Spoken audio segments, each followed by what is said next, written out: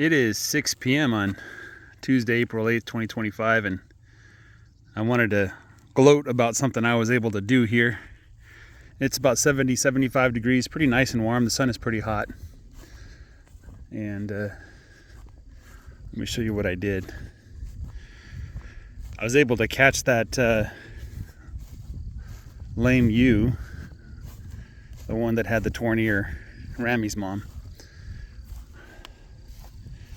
Let's see if she's over here. She might be over here somewhere. But I'll show you how I did it. I'm pretty proud of myself. I don't see her.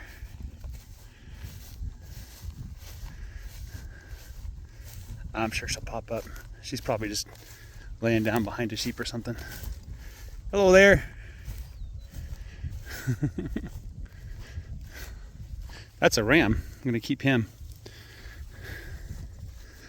Anyway, so I kind of set up this pin here. I had the dogs here before, and the grass is a little bit greener where the dogs were, but I just set up this narrow pin, and then I had it run out to the wire, and I just kind of herded her in here, just gently, just quietly, gently, and then I sealed up the pin so that she couldn't easily get out. Now, she tried several times to jump out. So what I would do is I would just kind of back off and give her some space. And eventually I was able to grab her leg with that shepherd's hook and get a good look at her hooves.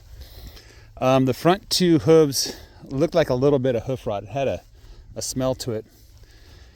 So I trimmed those back, sprayed it with copper sulfate. The back two hooves were in pretty good shape. They're just a little long. So I trimmed those and then sprayed it with copper sulfate. And I think she's already doing better. I saw her earlier. Is that her over there? I think that is. And there's a little bit of soreness in one of the hooves. There's like a hollow gap in there. I think I don't know exactly what was going on there, but it was hollow in there.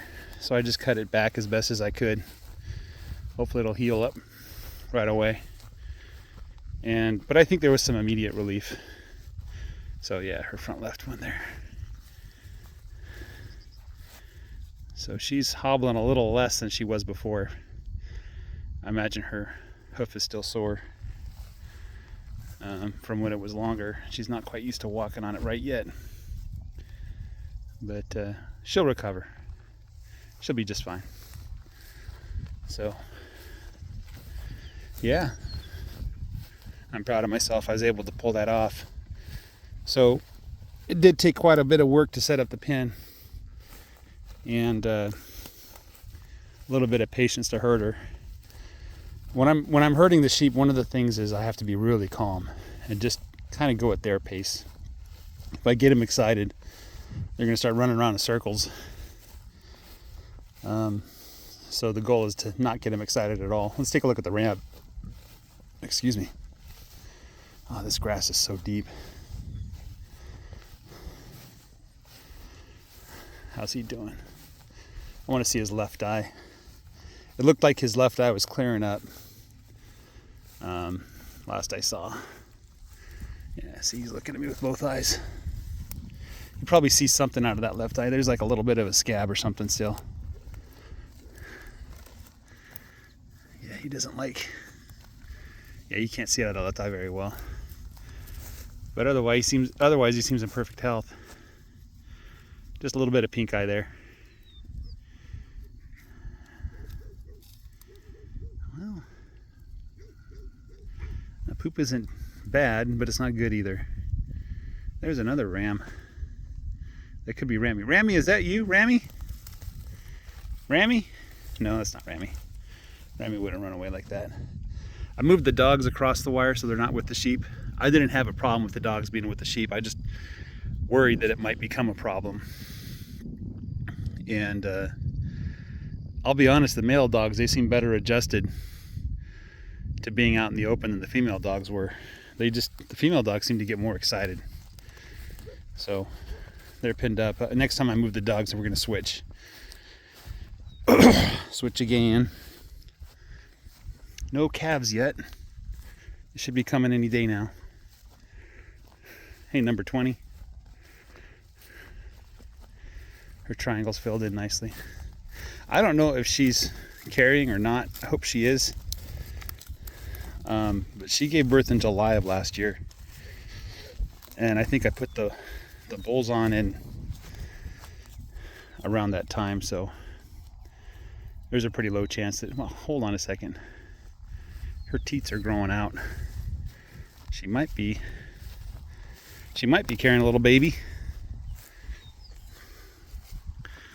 So there's a steer that wants to be with the cows, mama's boy. Number 44. He was a big boy when he was born. Yeah, I remember fighting him to get him tagged. He was a big boy. Yeah, I can't wait to turn you into a hamburger. You kick at me like that.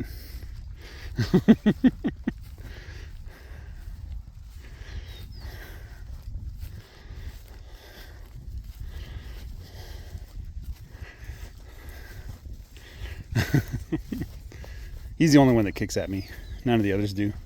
Sometimes the white bull, but he kind of does what he did, where he moves away and then kicks. I think this is number 44's mama here. Yeah, she's carrying something in there. There's something inside of her belly. Triangle's filled in nicely. You know, one thing I'm not seeing is lice. I'm not seeing any lice this year so far. Her triangle's filled in nicely too. So, number 48.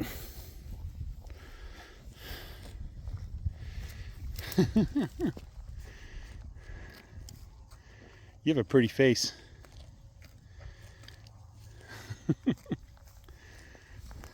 Yeah, she was born in July of last year. Remember debating whether or not 20 was pregnant. And then one of my viewers pointed out that she's definitely pregnant. So what he did was he looked at the right side there, looked for anything to move. Yeah, this one's pregnant too. Very pregnant. Right side here. Let's see if 413 got it. Yeah, I think she got it too. I think my bull might have done his job.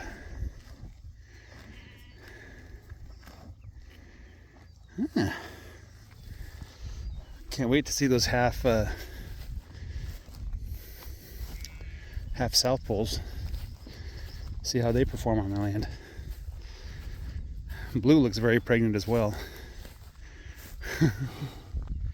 Yeah. How you doing, Blue?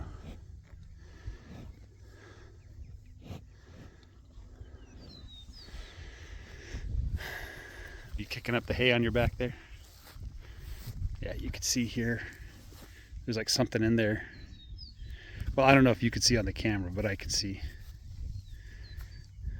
There's something moving around in there. Down here, it's sort of poking out. Yeah. Oh, there's some debris from the windstorm. Found like a, I don't know what that is. Number 10.